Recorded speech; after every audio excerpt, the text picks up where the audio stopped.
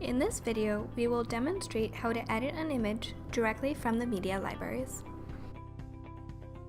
It is recommended to make any edits to your media before uploading them to your media libraries.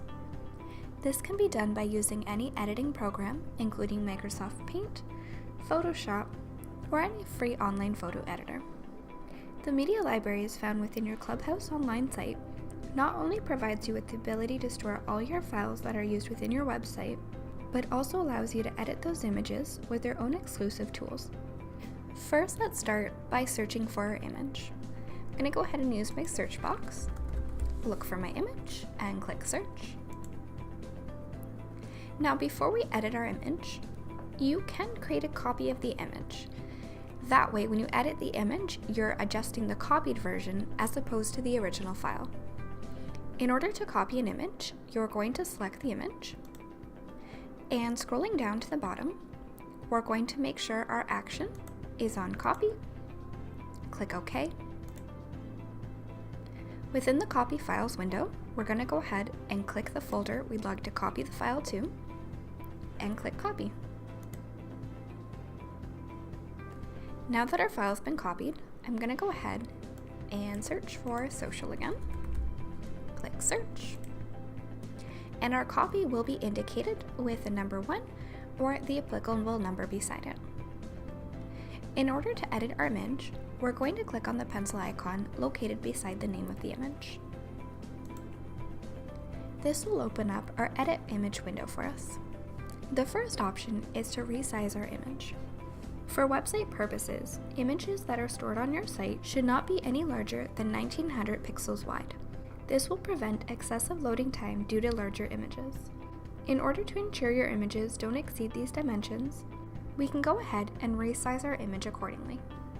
We can resize our image either by percentage or by absolute size. By percentage will allow you to reduce the size of the image based on a percentage of the original dimensions. So for example, maybe we want this image to be 75% of the original. If you do want to apply your settings, just go ahead and click OK, and that will resize the image accordingly. Your other option is to use the by absolute size. This allows us to specify what dimensions in pixels that we want the image to be. So for example, maybe I want this 750 pixels wide. I'm going to click OK, and that will adjust my image accordingly. Now you might have noticed that the height did adjust when I adjusted the width.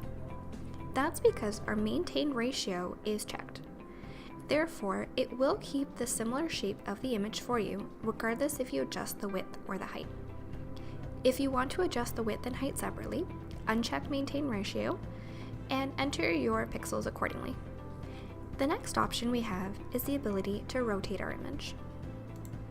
There are 4 options in here, and clicking your rotate option, example, flipping horizontally, will adjust the image accordingly. Then you have convert.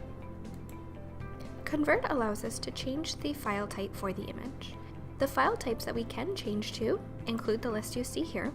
However, some of these file types are meant for larger images, so it is recommended to use either the JPEG or PNG options if you are changing the file format. If you do make any changes, make sure you click that OK button to apply. Then we've got crop.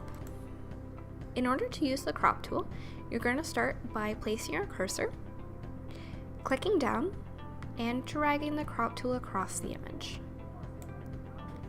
This will automatically add the width and height for you. Before you complete the cropping, you can also adjust the size of the box. We can do this by clicking on the corner of the crop and dragging it around. Notice right now that I can make any size within the image for the crop tool. If you want to maintain that specific box size for the crop, we're going to click lock ratio. That makes sure that if we do adjust the size of the crop tool, no matter what, it will always maintain the same shape for you.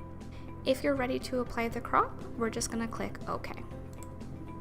If at any point you are doing a crop and realize you made a mistake, go ahead and click reset, and it will allow you to redo your crop. Below that we have color. The color option allows you to convert your original image over to a grayscale if you like. And lastly, we have properties. Within the Properties tab, we do have the ability to change the name of our file, see the extension type, as well as the size, width, and height.